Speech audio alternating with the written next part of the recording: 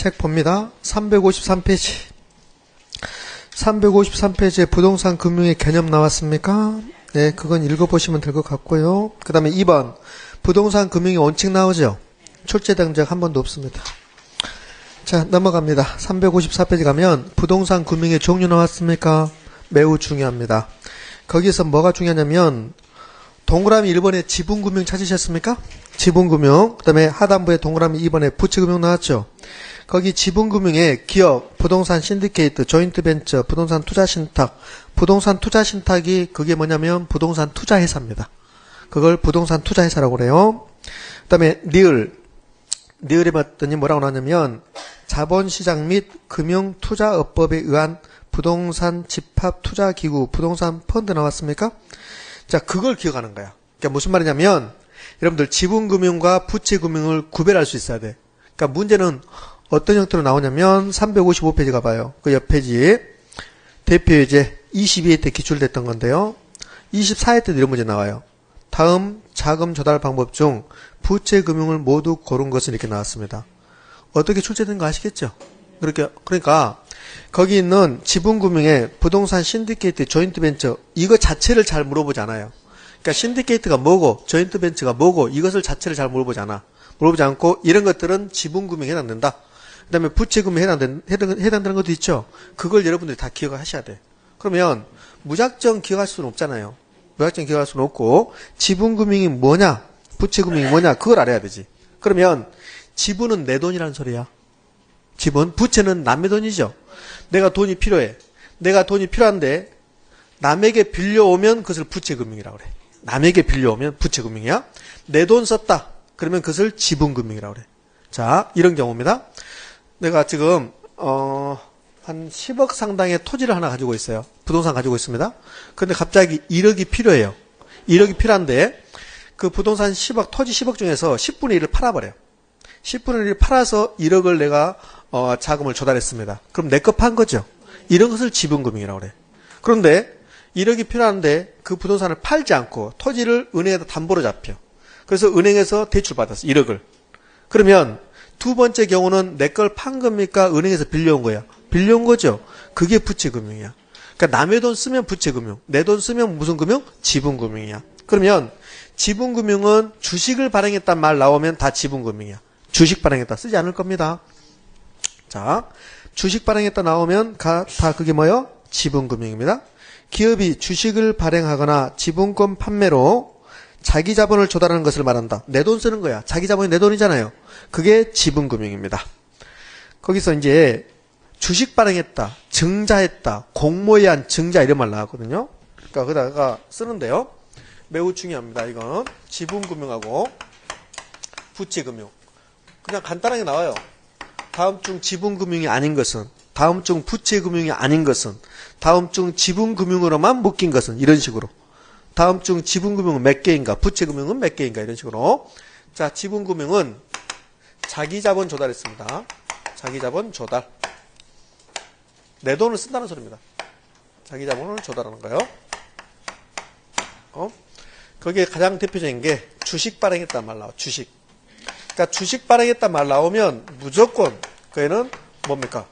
지분금융이야. 자, 공모에 의한 증자 이렇게 하거든. 공모. 공개 모집했다는 소리예요. 공모에 의한 증자. 증자가 주식 발행했다는 소리입니다. 이게. 자, 그 다음에는 신디케이트가 나와요. 신디케이트. 그 다음에 조인트 벤처 나옵니까? 쭉 나올 거야. 그럼 이제 쓰시기 바라요. 자, 거기 조인트 벤처 나오고 그게 무엇인가는 지금 필요 없어요. 디귿 부동산 투자 신탁 나왔죠? 자, 여기 이제 조인트 벤처 나오고 부동산 투자 신탁 나와요. 부동산 투자 신탁이라고 나올 수도 있고 부동산 투자회사라고 나올 수 있어요. 그러니까 부동산 투자회사입니다. 그럼 부동산 투자회사가 주식 발행했다. 부동산 투자회사가 주식 발행했습니다. 그럼 이거는 지분금융입니까? 부채금융입니까? 지분금융이잖아요. 지분금융. 그러니까 투자신탁회사가 주식을 발행했다. 부동산 투자회사가 주식을 발행했다. 다 그게 뭐요? 지분금융입니다. 자, 지분권을 판매했다 나왔어. 디귿 봐봐요. 부동산 투자 신탁은 소액 투자자들에게 지분권을 판매하여 수집한 자금을 부동산에 투자하고 발생한 수익을 투자자에게 돌려주는 회사, 신탁, 조합을 말한다. 전부 다 합쳐서 부동산 신탁이라고 그래, 신탁. 자, 이런 겁니다. 그러니까 부동산 투자에서는 뭐냐면 이거요. 이렇게 회사가 하나 있어요. 회사가. 근데 이 회사가 주식을 발행합니다. 주식. 그래서 주주가 나와. 주식을 사는 사람. 이 사람을 투자자라고 그래. 투자자. 그렇죠? 그러면 A라는 투자자가 A 회사의 주식을 100억 샀습니다. 100억. 그럼 이 100억이 A 회사로 가는 겁니다. 그러면 A 회사는 100억을 조달할 때 자기 지분을 판 거야. 주식을 발행했다는 소리는 지분 판 거라고. 그럼 주식을 발행해서 지분 팔았습니다. 이 돈 100억은 A 회사는 은행에서 빌려온 겁니까? 자기 것 판 겁니까? 자기 것 판 거잖아요. 주식을 발행했다. 자기 것 판 거라고. 그래요? 회사가 주식을 발행했다. 자기 지분을 팔아버린 거라고. 지분을.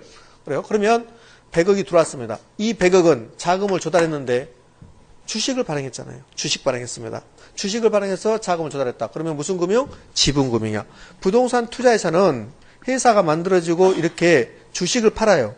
주식을 팔아서 자금을 조달해요. 그 자금을 부동산에 투자하는 거야. 부동산에. 그래서 부동산에 투자하고 거기서 이익이 남으면 그러면 주주에게 뭐 해요? 배당해준다. 그게 부동산 투자회사예요. 그러니까 부동산 투자회사, 부동산 투자 신탁 다 같은 개념이다. 이렇게 보시면 돼요. 그 다음에 거기 니을에 보면 복잡에 나왔죠. 거기 니을에 있는 복잡한 거 기억하지 말고 뭘 기억하시냐면 부동산 펀드 나오죠. 부동산 간접 펀드 이렇게 쓴 게 더 좋아요. 가운데다 간접 펀드하고 부동산하고 펀드 사이에 간접. 역시 지분금융에 해당됩니다. 자, 그 다음에 부채금융. 남의 돈 빌려오는 겁니다. 회사채 발행했다. 사채 발행했다. 그것은 다 뭐요? 부채금융입니다. 자, 현대자동차가 돈이 필요합니다. 그러면 현대자동차는 돈을 빌리는 방법은 두 가지 있습니다. 거기 보면 주식을 발행하는 거예요. 그러면 자기 지분을 파는 거죠. 그럼 이것은 무슨 금융? 지분금융. 그런데 현대자동차가 주식을 발행하지 않고 회사채를 발행해. 회사채. 그냥 해자를 빼고 사채라고 하거든요. 국가가 발행하는 것은 뭐예요? 국채. 국가가 돈이 없으면 채권을 발행해서 돈을 빌려가요. 그게 국채야. 그런데 현대자동차가 돈이 없으면 현대자동차가 채권을 발행을 해요. 그것을 회사채라고 해요. 회사채. 회사채. 그러면 회사채를 발행했다는 소리는 내가 회사채를 샀습니다. 현대자동차의 회사채 1억짜리를 샀어. 1억치. 그러면 그 회사채는 무슨 말이냐면 현대자동차가 너에게 현대자동차가 나한테 주는 거야. 채권을 주면서 너에게 내가 1억 빌려갔다 이 소리야. 그러면 현대자동차 입장에서는 저에게 돈을 빌려간 거죠. 자기 돈 쓴 겁니까? 남의 돈 쓴 거요? 남의 돈 쓴 거야. 그게 무슨 금융? 부채금융이야. 그래서 부채금융은 기억에 저당금융 나오죠. 은행에 담보대출 받았다는 소리야.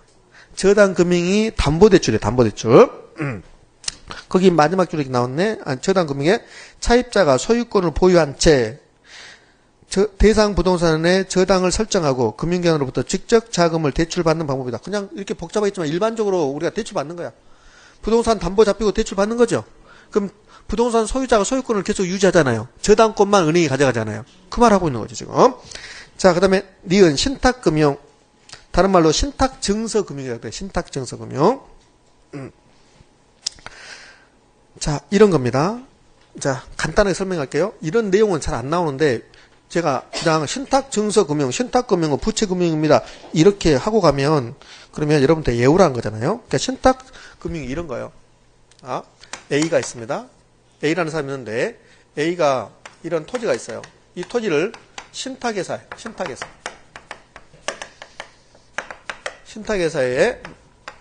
담보했습니다. 담보 신탁으로 맡겼어요. 신탁했다 그냥 신탁했습니다. 토지를 신탁했어요. 그럼 소유권이 어디로 갑니까? 신탁회사로 가겠지. 소유권 이전합니다. 소유권 이전. 이때 소유권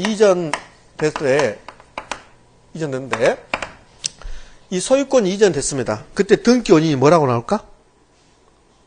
A 소유자였어요. 이 토지가 A 소유였습니다. 근데 A가 신탁회사에 신탁했습니다. 소유권 이전됐죠? 신탁회사로 형식적 이전이라고 그래요. 형식적으로 소유권 이전됩니다. 그러면 소유권 이전됐는데 소유권 이전되면 그러면 등기 원인이 있을 거 아닙니까? 등기 원인. 매매했으면 등기원인이 뭐요? 매매. 아버지로부터 상속받았으면 등기원인 상속일이 써진다고. 등기부를 보면 매매라고 써지고 상속이라고 써졌어요. 또 증여라고 써졌어요. 이게 등기원인이야. 왜 등기가 이렇게 넘어갔냐? 매매라고 써있으면 아 사고 팔았다. 상속이라고 써있으면 아버지한테 상속받았구나. 증여라고 써있으면 그냥 받았구나 이 소리야. 그게 등기원인이야. 그럼 이 경우는 등기원인이 뭐라고 써질까? 신탁이라고 써요. 신탁이라고. 그러니까 등기부를 떼어봤더니 신탁이라고 써있다. 아 맡겼구나 이 소리야 이게. 소유권이 넘어갔잖아. A로부터 신탁회사에게. 거기에 이제 소유권 이전 나온다고. 소유권 이전 그러면서 신탁이 이렇게 써진다고. 아 신탁을 원인으로 해서 소유권 이전됐구나 이 소리야. 공인중개사가 됐는데 그것도 모르고 그냥 등기부 떼어보니까 등기부 아무 이상 없네. 등기부가 깨끗하네. 등기부는 다 깨끗해. 정의는 다 깨끗하지. 그러면 안 되지. 예? 자 그러면 소유권을 남겼습니다. 그럼 신탁회사가 A에게 증서 주는 거야. 증서. 담보로 맡겼다. 담보가 신탁했다는 증서 주는 거야. 신탁증서 이게. 신탁증서라고. 그러면 신탁증서를 A가 받았습니다. 신탁회사가 이 부동산을 운영을 해요. 그럼 수익이 발생하겠죠. 그럼 이 신탁증서에 얼마씩 배당해 주겠습니다. 이렇게 써있다고. 그럼 이거 자체가 현금이야. 현금. 이해됩니까? 그러면 A라는 사람이 돈이 필요해요. 얘를 은행에다 담보 제공해. 은행에다가 담보 제공해. 담보 제공하고 은행에서부터 돈을 빌려와. 차입을 한다고. 그러면 신탁증서 금융은 자기 돈 쓰는 겁니까? 은행에서 돈 빌렸습니까? 은행에서 돈 빌렸잖아요. 이게 신탁증서 금융이야. 무슨 말 됐죠? 그래요? 자, 됐습니다. 자, 주택상환사채. 주택개발업자가 돈이 갑자기 필요합니다. 그때 사채를 발행해. 사채를 발행하는데 나중에 주택으로 갚겠다는 소리예요. 그게 주택상환사채입니다. 주택법에서 배우게 돼요, 여러분들. 거기 공법에서 보면 채권이 몇 개 나와. 채권. 그 공법에서 채권은 반드시 한 문제를 출제합니다. 부동산 공법에서.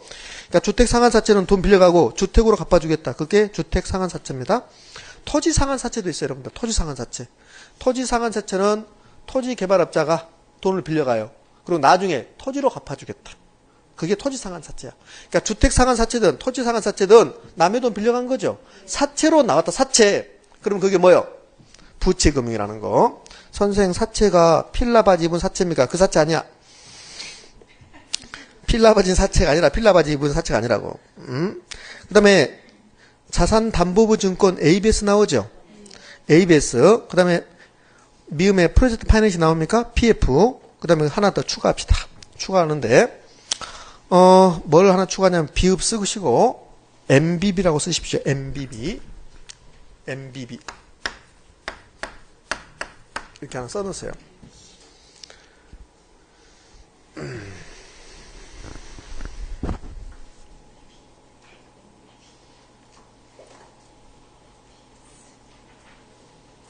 됐습니까? 자, 그 정도까지만. 나중에 그 설명이 되면 이해를 할 겁니다. 자, 됐습니다. 넘어가 봅니다. 넘어가면 그러면 356페이지에 직접금융과 간접금융 있죠? 한 번도 시험에 나오지 않습니다. 직접금융이 뭔가 간접금융이 뭔가 나오지 않아요. 그 다음에 3번 제도권 금융과 비제도권 금융 나오죠? 초창기 시험에 나오고 요즘 나오지 않습니다. 그 의미가 없습니다. 그 다음에 4번 주택금융에서 주택소비금융과 개발금융 나왔습니까? 그냥 주택을 빼고 소비금융, 개발금융 이렇게도 불러요. 그러니까 부동산, 소비금융, 부동산, 개발금융이 나와요. 소비금융이 뭐고 개발금융이 뭐다 이런 거 시험에 물어보지 않습니다. 주택 소비금융은 주택을 사는 사람이 돈 빌리는 방법. 주택담보대출, 그게 주택 소비금융입니다. 수요자 금융이라고 나왔습니까? 그렇지. 주택개발금융은 주택개발업자, 빌라 개발업자가 돈 빌리는 거. 선 공급자 금융 나왔나요? 예, 됐습니다. 자, 그 다음에 2번 주택금융의 필요성 나오죠? 의미 없습니다. 자, 357페이지 가서 주택금융의 기능 나왔네. 19회 때 나오고 25회 때 나왔네.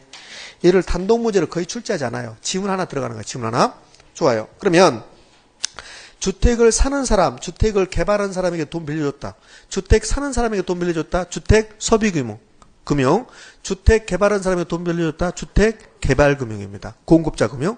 그러면 이렇게 주택금융이 활성화되면 주택거래가 활성화되는 거죠. 주택 사는 사람이 돈 빌려주고 개발업자에게 돈 빌려주면 공급 활성화시키고 수요 활성화시키고 거래 활성화시키는 거지. 그 다음에 자가 소유를 촉진시킨다.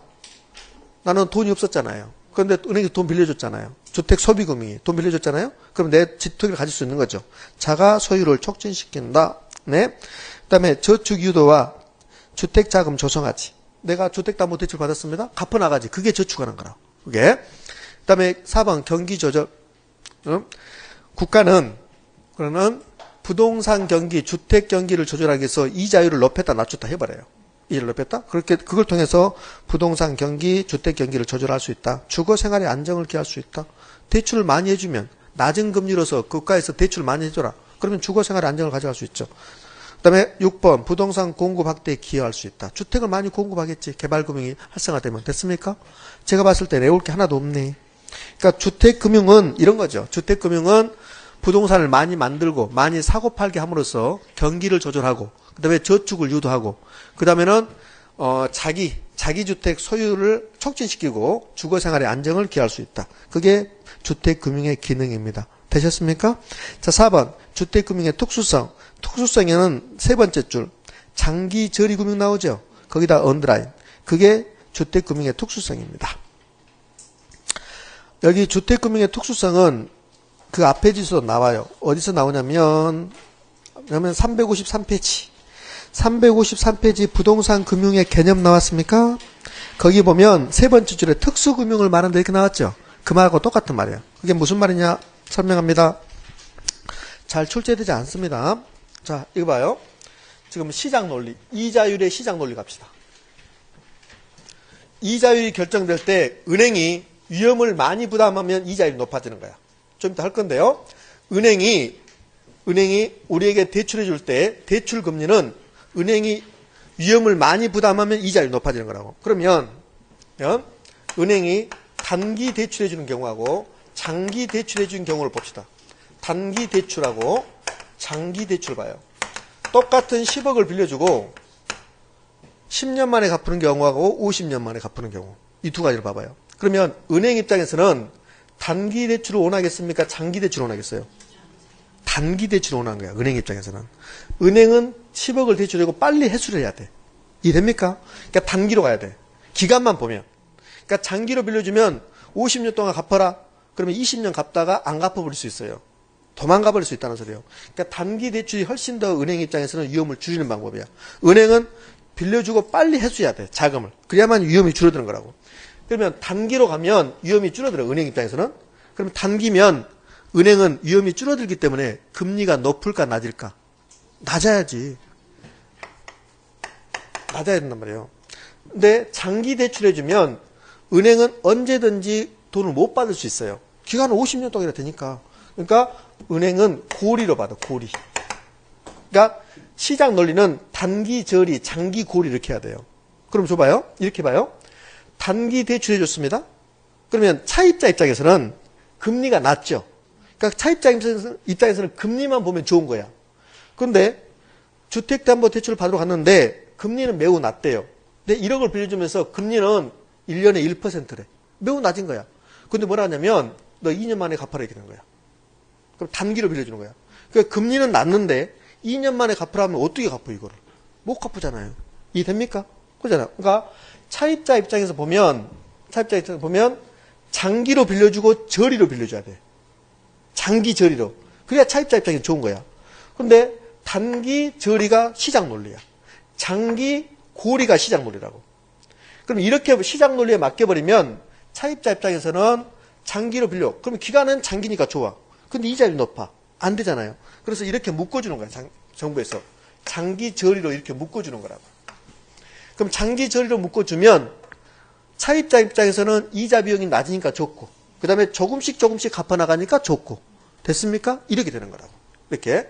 그러면 장기 저리는 시장 논리에 맞아요? 안 맞아? 안 맞는 거지. 그러니까 이렇게 특수한 형태의 금융이라는 소리예요. 그걸 특수금융의 성격을 갖는다 이렇게 표현합니다. 이해되셨습니까? 예, 됐습니다. 그 다음에 부동산 저당 대출 나왔습니다. 자, 거기 넘어가면 358페이지에 저당의 종류 나왔나요? 재래적 저당, 전통적 저당, 정부 지원 저당, 건축대부 나오죠? 시험에 한 번도 안 나와. 그러니까 1번, 2번 필요 없어요. 그런 거. 재래적, 전통적 저당, 정부 지원 저당 이런 거 다 필요 없습니다. 자, 3번 건축대부 나오죠? 그 건축대부가 무슨 말이냐면 개발업자에게 돈 빌려주는 거야. 개발업자에게. 얘는 공급자 금융이야. 그 다음에 그 밑에 표 봐봐요. 표. 핵심 정리에서 건축대부와 저당대부 나오죠. 핵심 정리 아님 이렇게 쓰십시오. 핵심 정리 아님. 핵심 정리 아니라고 그거. 여기 핵심 정리라고 써놨잖아요. 핵심 정리 아니라니까. 한 번도 안 나왔어. 두 개 비교해서. 우리 시험에. 핵심 정리 아니야 그런 거. 그러니까 이렇게 표현하는 거야. 우리 일반적으로 이렇게 표현했잖아. 지금 주택 소비금융이라고 했고 주택 무슨 금융? 개발금융이라 표현했죠. 이렇게 표현했어요.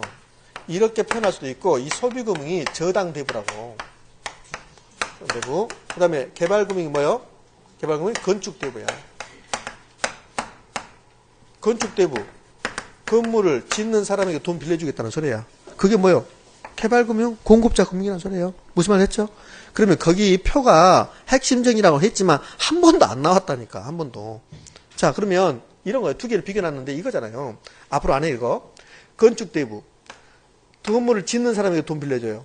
건물 짓는 사람에게 돈 빌려줄 때 얘가 일시에 100억이 필요하면 100억을 일시에 빌려주겠습니까? 건물의 진척도에 따라서. 진척도에 따라서 빌려주는 거야. 근데 주택 소비금융은 지금 주택 사는 사람이 10억이 필요하면 일시에 빌려줘야 되잖아요. 일시에. 그러니까 이런 거지. 얘는 일시에 빌려주고 상환 받아가는 방법은 은행에서 해소하는 방법은 조금씩 해소하는 거야. 근데 얘는 반대지. 얘는 조금씩 빌려주는 거야. 진척도에 따라서. 자, 제가 토지를 건물 질 거야. 그러면 건물 짓는데 야 지금 공사 진척도가 30%다. 그럼 은행은 30%만 돈 빌려주는 거야. 올라갔습니다. 40%, 50% 이렇게 빌려주는 거야. 그러니까 건축대부는 조금씩 돈을 빌려준 거야. 그 다음에 건물이 완공됐습니다. 완공됐어. 근데 100억을 제가 빌려왔습니다. 건물이 완공되면 팔아야 되죠. 팔아서 120억에 팔았습니다. 그때 일시에 100억을 갚아주는 거라고. 그러면 여기 소비금융과 개발금융은 반대로 하는 거지. 소비금융은 봐요. 일시에 대출 받아요. 조금씩 갚아나가요. 이 건축대부는 조금씩 대출 받아요. 일시에 갚아요. 무슨 말 됩니까? 그게 반대야. 그러니까 그거 막 핵심적인 쓰는 거예요. 자, 거기 마지막에 저당 상환 방법 봐봐요. 저당 상환 방법은 건축대부 안공시 일시불로 상환한다. 팔아서. 맞나요? 그렇지. 그 다음에 저당대부는요. 장기에 걸쳐서 분할 상환한다. 갚아나가는 것은 돈 빌리는 방법. 자금의 제공. 건축대부는 공사 진척도에 따라서 단계적으로 제공한다. 은행이 조금씩 준다는 소리야. 진척도에 따라서. 그 다음에 저당대부는 일시에 줘야지. 그래야만 주택을 살 수 있으니까. 자, 그것을 우리는 핵심 정리를 해놨는데 잘 나오지 않습니다. 자, 됐어요. 그 다음에 그 밑에 2번. 저당 대출 이용과 이자율 결정 나왔습니까? 얘는 중요합니다. 중요. 이게 대출 이자율 결정 논리입니다. 자, 부동산 금융의 종류, 분류 매우 중요하다고 그랬습니다. 뭐뭐 했던가?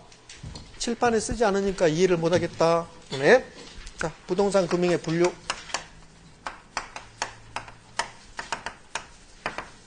어떻게 했어요? 첫 번째 뭐 했습니까? 오케이. 지분금융하고 무슨 금융? 부채금융을 했습니다. 지분금융과 부채금융했죠. 얘가 가장 중요. 구별하는 거. 자, 질문. ABS. ABS는 지분금융, 부채금융. 책 봐야 됩니까? 네. 책 봐야 되나요? ABS, 부채금융. MBB, 부채금융. 신탁증서금융, 부채금융. 담보대출, 부채금융. 프로젝트 파이낸싱, 부채금융. 남의 돈 다 빌려오는 거야. 되셨죠? 건축대부. 건축대부. 은행에서 돈 빌려왔잖아요. 은행에서. 그럼 무슨 대부? 무슨 금융? 부채금융. 부채금융. 주택상환사채. 주택상환사채. 부채금융. 이게 가장 중요. 신디케이트. 지분금융. 조인트벤처. 지분금융. 부동산 간접펀드. 지분금융. 되셨죠? 증자. 지분금융. 나 같으면 안 해. 자, 두 번째는 개발금융, 소비금융. 소비금융하고 개발금융 했습니다. 오늘금융. 그럼 PF, 프로젝트 파이낸싱은 대규모 부동산 개발 사업을 할 때 돈 빌려가는 방법이야. PF는 프로젝트 파이낸싱은 대규모 부동산 개발 사업할 때 돈 빌려가는 방법이야. 은행에서. 그래요? 그러면 PF는 개발 사업할 때 돈 빌려갔습니다. 소비금융, 개발금융. 개발금융. 근데 PF는 자기 돈 쓴 게 아니라 은행에서 빌려왔죠. 그럼 무슨 금융? 부채금융. 이렇게 하는 거예요. 자, 그 다음에 세 번째가 직접금융, 간접금융이 있어요. 직접금융, 간접금융이 있습니다. 안 나왔습니다. 한 번도. 앞으로 나오지 않을 겁니다. 2번, 3번 나오지 않을 겁니다. 특히 3번은 나오지 않을 거예요. 1번은 매우 중요하고 2번은 조금 중요, 아주 조금 중요, 3번은 안 중요. 왜요? 자, 근데 3번을 가지고 지금부터 좀 설명할 게 있습니다. 이게 금융기관이 있습니다. 은행이 있다는 소리예요. 은행은 돈 장사하는 겁니다. 은행은 누군가로부터 자금을 조달받아요. 자금 공급자라고 합니다. 우리는 자금 공급자이면서 자금의 수요자야. 우리는 자금의 공급자이면서 자금의 수요자입니다. 여러분이 월급이 신한은행에 들어갔습니다. 그러면 우리는 자금을 신한은행에 공급한 겁니다. 자금 공급자입니다. 신한은행에 가서 내가 대출 받았습니다. 자금 수요자입니다. 이게 지금 금융입니다. 돈이 흘러가는 모습을 금융이라고 그래. 그러면 자금 공급자로부터 금융기관 돈이 흘러갔고 자금 수요자에게 대출해 줬습니다. 이게 금융입니다. 그런데 여기 직접금융과 간접금융은 가운데 금융기관, 은행, 증권사, 보험회사 이게 끼어버리면 자금의 공급자와 자금의 수요자 사이에 금융기관이 끼어있다. 그러면 간접금융이라고 그래요. 자, 제가 돈이 갑자기 10억이 필요합니다. 제 친구가 엄청나게 부자야. 그래서 제 친구한테 갔습니다. 제 친구는 거의 다 저금해. 저금. 제 친구는 자금의 공급자입니다. 제 친구한테 갔더니 뭐라냐면, 야, 10억만 빌려주라. 그러니까 친구가 뭐라냐면, 금방 신한은행에 넣었대. 금방 넣어버렸대. 하나도 없대. 그러면서 신한은행 가서 대출 받으래요. 그러니까 제가 신한은행 가서 대출 받았습니다. 그럼 제 친구 돈이 신한은행 갖고 그 돈을 제가 대출 받은 거야. 그러면 자금의 공급자로부터 자금의 수요자로 직접 간 게 아니죠. 가운데 끼어있죠. 금융기관이. 이것을 간접금융이라고 그래요. 근데 제가 제 친구한테 가서 10억 빌려주라 그러니까 친구가 그래 10억 받아가거라 그래서 줬습니다. 금융기관 안 거쳤죠. 자금의 공급자로부터 자금의 수요자까지 직접 날아왔습니다. 이를 직접금융이라고 그래요. 시험에 안 나와. 그 다음에 금융기관이 끼어있습니다. 그럼 무슨 금융? 간접금융. 이렇게 금융기관이 끼어있는 게 이 경우가 간접금융이야. 자, 그러면 금융기관은 자금의 공급자로부터 자금을 동원합니다. 자금을 예금 받는 거야, 예금. 그죠? 이때 이자를 줘야 돼, 이자를. 이를 무슨 이자율? 예금 이자율이라고 그래. 이걸 3%로 빌려왔대요. 3% 줬답니다. 예금 이자율이 3%라는 소리는 은행이 자금의 공급자로부터 3%로 돈을 빌려갔다는 소리입니다, 이게. 그래요? 그 다음에 자금의 수요자에게 대출해 줄 겁니다. 그게 은행 임무니까. 이게 대출 이자율을 나옵니다. 자요? 그러면 여러분이 지금 은행이야, 은행. 3%로 빌려와서 3%로 빌려주면 그러면 이거는 이익이 하나도 없는 거죠. 이때 은행은 반드시 예금 이자율보다 더 높은 금리로 대출해 주는 거야. 그래서 대출 금리를 5% 이렇게 하는 거라고. %? 그러면 예금 이자율과 대출 이자율 사이에 차이가 얼마요? 2%. 그걸 먹고 사는 게 은행이야. 얘를 예대 마진이라고 해요. 예대 마진. 예대 마진은 예금 이자율의 예, 대출 이자율의 대, 이 두 개 차이를 예대 마진이라고 해요. 예대 마진. 예대 마진이 몇 %입니까? 2%라고. 이걸 먹고 사는 게 은행이에요. 그러니까 은행은 이런 거죠. 은행은 어디서 누군가로부터 자금을 조달받아서, 이거 자금을 조달이라고 하죠. 자금을 동원했다고 그래. 그 다음에 뭐 해주는 거야? 대출해 주는 거지, 대출. 이게 은행의 업무입니다, 업무. 그러니까 예대 마진을 먹고 사는 거야. 그러면 우리가 공부할 내용은 예금 이자율은 필요 없어요. 우리가 은행 아니잖아요. 우리가 은행 입장이 아니에요. 우리가 대출 받는 거니까. 그러니까 이 대출 이자율 결정 논리를 배운 거야. 결정 논리. 결정 원리. 자, 질문합니다. 질문. 우리 부동산 투자에서 요구 순위를 배웠습니까? 부동산 투자에서 요구 순위는 어떤 투자자가 그 부동산에 투자하기 위해서 충족돼야 되는 최소한의 수익률이었습니다. 근데 요구 수익률은 어떻게 됐냐면 무위험률 플러스 위험 할증률 이렇게 됐었죠. 그다음에 무슨 인플레이션? 예상 인플레이션 이렇게 됐었습니다. 그러면 위험이 높은 부동산은 위험 할증률이 높아질 것이고, 그러면 투자자가 요구하는 요구 수익률도 뭐 한다? 높아지는 겁니다. 여기 대출 이자율은 은행 입장에서 요구 수익률입니다. 은행 입장에서 요구 수익률이라고.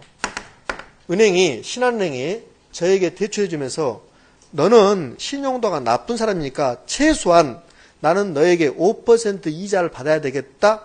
이게 대출금리라고. 대출이자라고. 그게 요구 수익률의 개념이야. 그럼 여기 대출이자율은 기본적인 이자율에다가 내가 위험이 높은 사람이라면 위험을 많이 할증하겠죠. 됐습니까? 그렇지. 그 다음에 인플레이션 예상된다면 인플레이션 더한다, 더하지 않는다? 더한다는 소리예요. 그래서 여기 대출금리가 결정되는데 대출금리는 기본적으로 명목금리로 결정돼요. 명목금리는 인플레이션이 있으면 인플레이션 더한다는 소리예요. 그게 명목금리입니다. 얘는 실질금리에다가 시장의 실질금리다. 시장에서 통용되는 금리에다가 플러스 위험이 많이 높은 사람에게는 위험 할증률을 더하고 여기에 인플레이션이 예상된다면 예상되는 인플레이션을 더해야겠다. 이게 대출금리의 구성 요소입니다. 그래서 그러니까 기본적으로 은행이 우리에게 대출해 줄 때의 대출금리는 은행 입장에서는 뭐라고요? 요구 수익률이야. 근데 요구 수익률은 무위험률 플러스 위험 할증률 플러스 예상 인플레이션이죠. 이게 무위험률 개념이야. 그 다음에 위험 할증률. 그 다음에 인플레이션 예상되면 인플레이션 더해주겠다. 이렇게 인플레이션을 가산한 금리를 명목금리라고 그래. 그러니까 대출해 줄 때는 반드시 명목금리를 해주는 거야. 만약에 은행이 인플레이션이 예상됐는데 그 인플레이션을 더하지 않으면, 인플레이션을 가산하지 않으면, 인플레이션이 발생하면 그만큼 은행은 실질금리가 떨어져 버려요. 그러니까 반드시 뭘로 대출해준다? 명목금리로 대출해주는 거예요. 자, 그러면 위험을 은행이 많이 부담하면 대출금리는 어떻게 돼요? 높아지는 거지. 높아지는 거라고. 이게 대출금리의 구성 요소고, 이제 대출금리 결정 요소를 보면 첫 번째가 여기 예금이자율 있죠. 예금이자율은 자금 동원 비용이라고 그래요. 자금을 조달했죠. 자금 동원 조달 비용이라고 그래요. 이게 예금이자율이야. 예금이자율. 얘가 높아졌대요. 높아지면 대출금리는 어떻게 될까? 높아지겠지. 대출금리는 높아지는 겁니다. 이렇게. 자, 두 번째. 담보 자산. 은행에다 담보로 내가 뭘 잡혔어요. 그런데 담보 자산의 가치가 매우 낮대요. 떨어질 것 같대요. 그러면 은행은 위험을 많이 부담합니까? 조금 부담합니까? 많이 부담했지. 그러니까 은행이 부담하는 위험이 높아져요. 높아지면 대출금리는 뭐 한다? 높아지는 거예요. 자, 세 번째. 대부 비율. 대출 비율이 엄청나게 높게 줬어요. 대부 비율을 높게 줬습니다. 평가했더니 담보로 제공된 토지의 가격은 감정평가했더니 10억입니다. 그런데 9억을 빌려줘서 9억을. 그럼 대부 비율은 몇 퍼센트? 90%. 90%? 그러면 대부 비율이 90% 되면 부동산 경기가 조금이라도 침체에 들어가면 그러면 대부 비율, 그냥 9억 해줬죠. 9억보다 토지 가격이 더 떨어져 버릴 수 있다는 소리예요.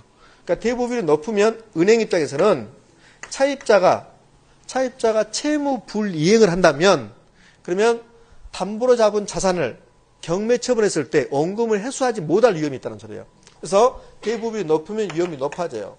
그러면 대출금리는 뭐 한다? 높아질 수밖에 없다는 소리예요. 되셨죠? 왜요? 근데 일반적으로 담보자산의 가치는 높아지는 게 일반적인 겁니다. 부동산의 가치는 일반적으로 높아지잖아요. 그러니까 일반적으로 부동산의 가치가 높아지면 대출자 입장에서는 위험이 어떻게 되는 거야? 낮아지는 거지. 낮아지는 거라고. 자, 네 번째. 그래서 은행은 대출해 줄 때 담보로 잡은 부동산의 가치가 앞으로 올라갈 것인가 떨어질 것인가를 면밀하게 보는 거야. 그 다음에 차입자입니다. 차입자의 신용도. 차입자의 신용도를 보는 거야. 차입자의 신용도가 낮대요. 연체 실적이 많고 취업 상태도 불안하고 이렇게 신용도가 낮습니다. 은행 입장에서는 위험이 높은 거지. 그럼 금리는 뭐 한다? 높아집니다. 다섯 번째, 장기 대출입니다. 장기 대출. 장기 대출이면 은행 입장에서는 원금 회수 위험이 높아지는 거지. 맞나요? 그렇지. 그러면 대출 금리는 어떻게 될까? 높아지겠네. 대출 금리는 높아진다. 예? 자, 여섯 번째 갑니다. 여섯 번째, 예상되는 인플레이션. 예상 인플레이션이 굉장히 높아요. 은행 입장에서는 인플레 위험이 높아지는 거고, 그러면 대출 금리는 뭐 한다? 높아진다. 뭐 이런 것들이 대출 금리를 결정하는 요소입니다. 자, 이것도 두세 번 나왔죠. 근데 이걸 좀 응용해서 나오는 거야. 어떻게 나오냐면, 그러면 이러한 요인들이 발생을 하면 은행은 위험을 많이 부담하는 거죠. 그러면 은행이 이러한 위험을 줄이는 방법, 즉 은행이 대출 위험을 줄이는 방법을 이제 모색해야지. 은행이 대출 위험을 줄이는 방법은 대부비를 높게 해야 돼, 낮게 해야 돼? 낮게 해야지, 낮게. 대부비를 낮게 해야 된다. 됐죠? 자, 그런 것들이 시험에 나왔다. 예? 자, 우리 책 몇 페이지 가면 358페이지 가면 저당 대출 위험이 나오죠. 이제 그 내용이 책하고 지금 칠판에 있는 것하고는 전혀 다른 말들이 나와요. 전혀 다른 말 나오는데 일맥상통하는 거예요. 자, 1번 봐봐요. 358페이지 1번. 채무 불이행의 위험 나왔습니까? 봐봐요. 채무 불이행 위험은 저당 대출 차입자가 원리금에 대한 채무 상환의 의무를 이행하지 않을 위험이다. 위험의 강도는 차입자의 신용도나 대출의 내용에 따라 다르다. 그게 지금 이거 하고 있는 거예요. 이해되셨죠? 이제 채무 불이행의 가능성이 있다면 대출자는 대손의 가능성, 손실을 본다. 돈을 못 받는다는 소리예요. 가능성을 축소하기 위해서 프리미엄을 징수한다. 할증한다는 소리예요. 할증한다. 그럼 대출금리는 높아진다, 낮아진다? 높아진다는 소리. 즉 대출금리를 인상하는 방법으로 위험을 회피하려고 한다. 무슨 말 됐죠? 그게 지금 이거 하는 거야. 이거. 차입자의 신용도 이렇게. 자, 조기상환 위험은 미리 갚아버린 겁니다. 미리. 차입자가 미리 갚아버린 거야. 거기 조기상환 위험에서 가장 중요한 말, 니은. 조기상환 위험은 금리 하락기에 발생하는 경우가 많다는 게 나왔습니까? 매우 중요. 그리고 3, 4, 5번은 그냥 한번 읽어보시는 거 좋겠다. 자, 넘어갑니다. 넘어가서 저당 대출 이자율 결정 나왔죠? 그게 지금 이겁니다. 이거. 간단하게 우리 책은 끝났네. 간단하게. 자, 거기 핵심 정리. 이자율 결정 원리. 대출자가 정하는 수익률이었습니다. 대출자가 정하는 수익률. 그게 대출자가 요구하는 수익률이에요. 응? 대출 이자율은 시장의 실질 이자율 플러스 위험에 대한 대가, 위험 할증률 플러스 뭐 예상 인플레이션. 그러면 거기 위험의 대가, 은행이 위험을 많이 부담한다. 그러면 대출 이자율은 뭐 한다? 높아진다. 이 경우가 지금 위험을 많이 부담하는 거라고. 이런 경우가 위험을 많이 부담하는 경우야. 그럼 대출 금리는 뭐 한다? 높아진다. 그 말 하고 있는 겁니다. 그 다음에 보충학습에 금융의 기초이론과 영어 나오죠. 영어. 자, 한번 봅시다. 거기 1번 융자율, 융자 비율, 담보 인정 비율, 다른 말로 뭐라 할까? 대부 LTV? 대부 비율, 대출 비율 그거잖아요. 자, 1번 봐요. 담보 부동산의 시장 가치에 대한 융자금의 비율이다 이렇게 나왔습니다. 그게 융자 비율, 대부 비율이라는 소리예요. 2번 융자의 비율이 높을수록, 대부 비율이 높을수록 그 말입니다. 원리금 상환의 부담이 커지므로 채무 불이행의 가능성도 높아지고 이자율도 뭐 한다? 상승한다. 여기 있네. 대부 비율이 높을수록 이자율도 뭐 한다? 높아진다. 자, 그 다음에 3번 대부 비율, 융자 비율이 높을수록 부동산 수요는 증가하는 겁니까? 그렇지. 수요 공급 시간 다 했잖아요. 대부 비율이 높다? 은행에서 돈을 많이 빌려준다는 소리죠. 부동산 수요는 뭐 한다? 증가한다. 4번 일반적으로 융자 기간이 작고 융자 비율이 낮을수록 대출 기간의 위험들은 높아져, 낮아져? 낮아지겠네. 낮아진다. 그러면 시험쯤에 이렇게 나오겠네.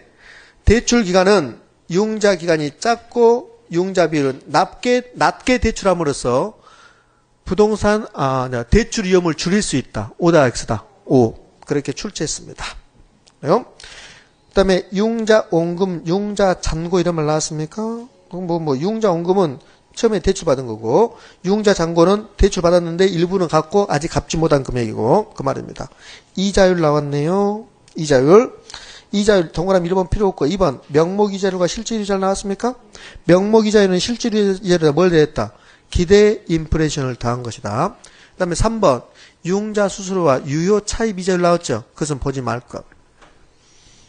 어려워. 봐도 무슨 말인지 모르니까 지금 보지 말 거. 선생님 우리를 무시하는 거야? 무시하는 거 아니고. 자, 그 다음에요.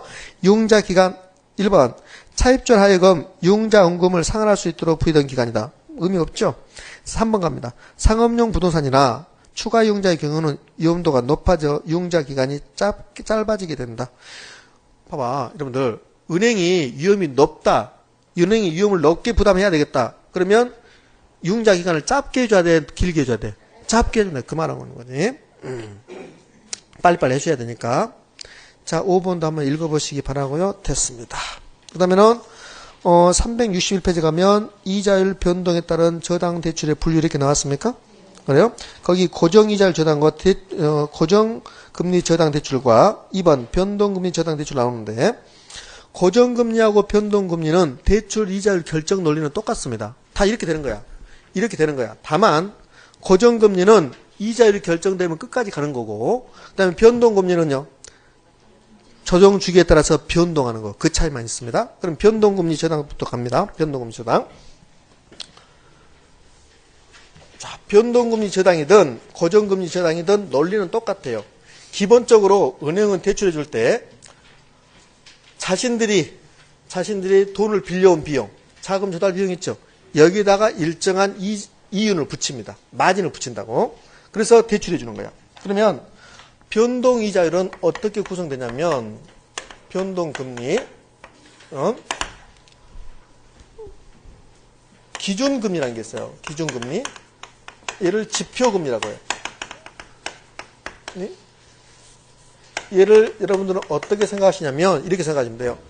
은행이 돈을 빌려왔을 때 금리, 즉 예금 이자율이라고 생각하시면 돼요. 그러면 3%로 빌려왔습니다. 3%로 빌려와서 3%로 빌려주면 은행에서는 남는 게 하나도 없잖아요. 그렇지? 그래서 은행은 여기 기준이 되는 금리, 빌려온 금리에다가 뭘 더해요. 그 더한 금리를 가상금리다 이렇게 표현해요. 이가 마진이 되는 거야, 마진. 은행은 이거 먹고 사는 거라고. 그런데 변동금리든 고정금리든 이런 식으로 결정이 돼요. 근데 고정금리는 이렇게 결정된 게 7%다. 그러면 끝까지 7% 가는 거야. 시장 상황이 어떻게 변하든 간에. 이때 시장 상황은 주택 시장 상황이 아니지. 자금의 시장 상황이지. 돈의 시장 상황. 자본시장이 시장 상황이야. 자본시장의 시장 상황은 돈의, 자금의 수요 공급 상황이야. 그러니까 변동금리는 기준금리에다가 가상금리를 더하는데 이렇게 7%가 결정이 되면 이게 변동해버리는 거고 7%가 변동하는 게 변동금리고 고정금리는 7%가 결정되면 시장 상황이 어떻게 변한다 하더라도 7% 그냥 끝까지 가는 게 고정금리. 무슨 말 했죠? 그러니까 얘는 변동금리는 금리가 변동하는 거야. 근데 대출 받으러 갔을 때 은행에서 설명을 해요. 설명하는데 설명해도 무슨 말인지 몰라. 차입자는 실제로 그래요. 실제로 무슨 말인지 모르고 그냥 돈 빌려주니까 고마워요 이렇게 하는 거야.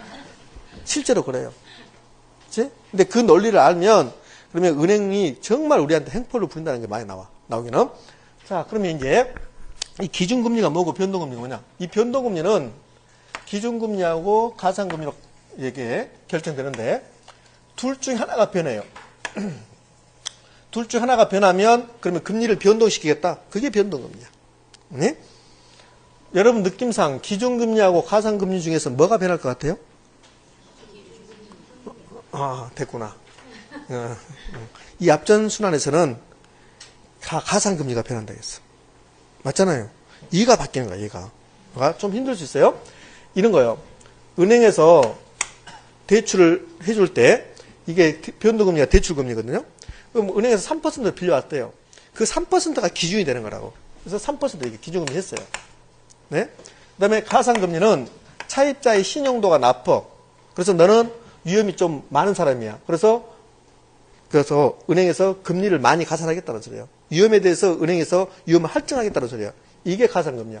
가산금리는 한번 정해지면 끝까지 가는 거야. 그러니까 대출 시점에서 결정되고 고정돼 버린 거야. 끝까지 가는 거라고. 근데 기준금리는 돈 빌려오는 금리거든. 만약에 시장 상황이 굉장히 나빠져. 지금 시장에 돈이 엄청나게 공급이 감소해요. 돈이 감소하면 은행 입장에서는 돈을 구하기 위해서 많은 이자를 줘야 돼. 이해됩니까? 그래요. 그러면 여기 예금 이자율이 바뀔 수 있어요, 없어요? 예금 이자율이 바뀔 수 있지. 바뀔 수 있다고. 지금 은행이 돈을 구할 수 없다기 봐.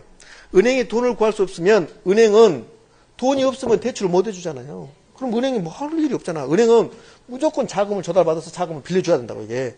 근데 은행이 지금 돈을 조달받고 싶은데, 자금을 조달받고 싶은데 시중에 돈이 없대요. 그럼 돈을 빌려갈 때, 그때 이자를 많이 주는 거야.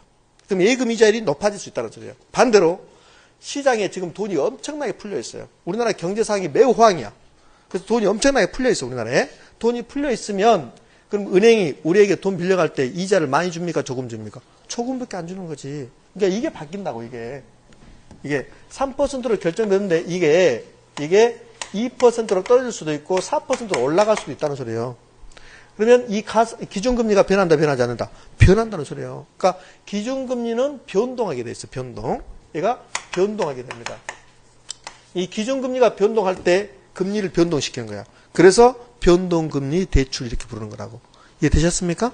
네, 그래요.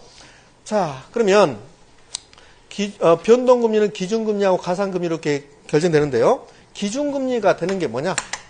이 기준금리는 은행마다 달라요. 은행마다 됩니다. 신한은행은 나는 CD금리를 기준금리를 하겠다. 그럼 CD금리가 신한은행의 기준금리가 되는 겁니다. 또 CD금리가 나왔죠. CD가 뭐냐? CD, 음악 듣는 CD 아니고요.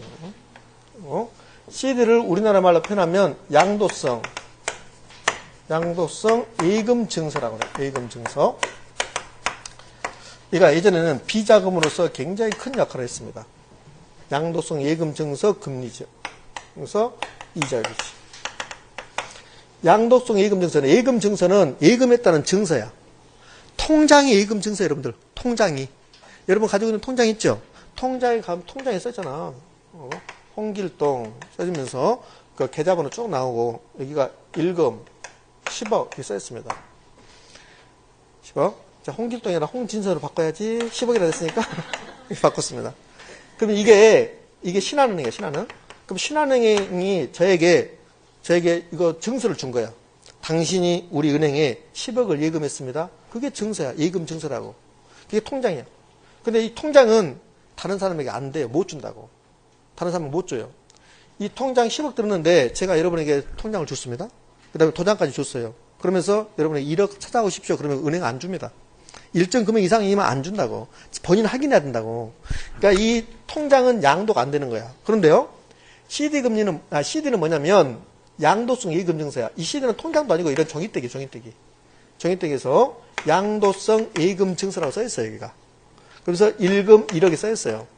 그럼 신한은행이 지금 돈이 없으니까 돈을 빌려가는 방법이야. 그러니까 신한은행이 양도성 예금증서를 발행을 해요. 그럼 내가 샀습니다. 1억 샀어요? 이게 만기가 한 90일이야. 그럼 90일이 흘러가면 1억에 대해서 이자를 붙여주는 거야. 그럼 신한은행은 저에게 1억을 빌려가고 그 돈을 대출해 줬겠죠. 대출해줘서 이자를 많이 확보했겠죠. 그걸 저에게 주는 거라고. 이게 CD야, CD. 이게 양도성 예금증서야. 양도성 예금증서는 제가 샀어요. 제가 사고 여러분에게 줘버리는 거야. 그러니까 제가 1억, 한 10억 샀어, 10억. 10장 샀어요. 그리고 그냥 제가 정치인 하나씩 줘버린 거예요. 정치인들에게 이렇게 나눠줘버린 거예요.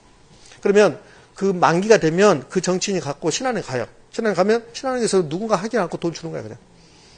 이게 CD야. 그러니까 CD는 양도성 예금증서는 말이 양도성 예금증서잖아. 양도할 수, 다른 사람에게 줄 수 있는 예금증서라고. 그러니까 만기가 되면 그거 가지고 가면 돼. 신한은행 가면 돈 주게 돼 있어요.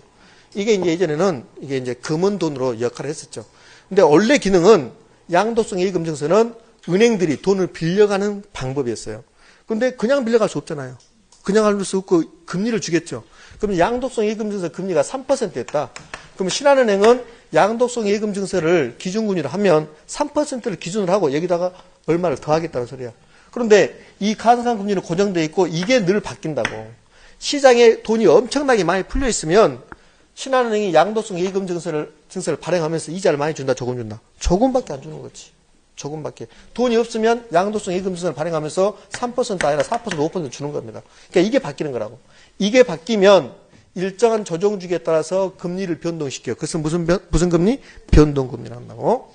자, 그 다음에 코픽스 금리라는 게 있어요. 코픽스. 코픽스 금리는 우리나라 9개 시중은행에서 금리를 만들어낸 것이 코픽스 금리야. 코픽스 금리는 이 CD 금리는 양도성 예금 증서를 발행했을 때 이자율이고, 코픽스 금리는 은행이 자금을 조달할 때 여러 가지 방법으로 자금을 조달해요. 예금도 받았을 것이고, 맞죠? 그 다음에 CD도 발행했을 것이고, 그 다음에 다른 여러 가지 방법으로 은행이 자금을 조달해요. 거기 평균 낸 거야. 잘 들어봐요. 좀 어려울 수 있어요. 여기 CD 금리는 은행이 돈을 빌려가는데 CD를 발행했을 때 금리 이거 딱 하나라고. 근데 코픽스 금리는 여러 가지 은행이 자금을 조달하는 방법이 여러 가지 있단 말이에요. 그것을 종합한 거라고. 그러니까 이거를 뭐라고 표현하냐면 은행의 자금 조달. 은행이 자금을 조달하는 방법은 예금을 받는 방법도 있고 CD를 발행하는 방법도 있고 여러 가지 방법이 있겠죠. 자금 조달 비용. 이게 이자율이라고 해요. 자금 조달 비용이라고 그래요. 비용 지수 이렇게 표현해요. 비용 지수. 예? 그러니까 은행이 여러 가지 방법으로 돈을 빌려갔는데 그 빌려갈 때마다 비용이 있을 거라고. 그것을 지수로 만든 거야. 야, 몇 퍼센트 정도 하겠다. 그것을 코픽스 금리라고 그래. 그럼 이게 고정됐겠습니까? 늘 변동하겠습니까? 얘도 늘 변동해요. 얘도 변동하는데 CD 금리보다는 변동폭이 적어요. 얘가 변동폭이 크고 얘는 변동폭이 좀 적은 편이야. 자, 이런 것들을 기준금리로 하는 겁니다. 그러면 얘네들이 변동한다 이 소리예요. 변동. 그러면 기준금리가 변동했죠. 그럼 뭐가 변동한다? 금리가 변동한다. 그래서 변동금리라고 해요. 자, 우리 책을 잠깐 보실래요? 변동금리 저당, 변동이자율부 융자 이렇게 나왔습니다. 일정 기간마다 대출이자율과 원리금을 지표가 되는 기준이자율의 변동에 따라 이렇게 나왔죠. 그게 가장 중요한 말이에요. 꼭 가산금리가 가산이자율이 변동할 것처럼 느껴져요. 근데 변동하는 것보다 기준금리. 얘가 변동한다, 얘가 변동하면 일정한 조정 주기에 따라서 금리를 변동시키겠다. 그게 변동금리입니다. 저당 대출로 금리 변동 위험을 대출자와 차입자가 분담하여 매우 중요한 말. 대출자와 차입자가 금리 변동에 대한 위험에 노출되는 것을 방지한다. 그게 변동금리입니다. 거기 표를 보실려 합니까? 대출금리는 기준금리 플러스 가산금리. 기준금리 첫 번째는 뭘 기준금리로 했습니까? CD금리를. 두 번째는요. 코픽스 금리를. 거기 3개월, 6개월 또는 1년 나오죠. 거기 기준금리 CD금리 3개월은 3개월이 만기라는 소리예요. 만기.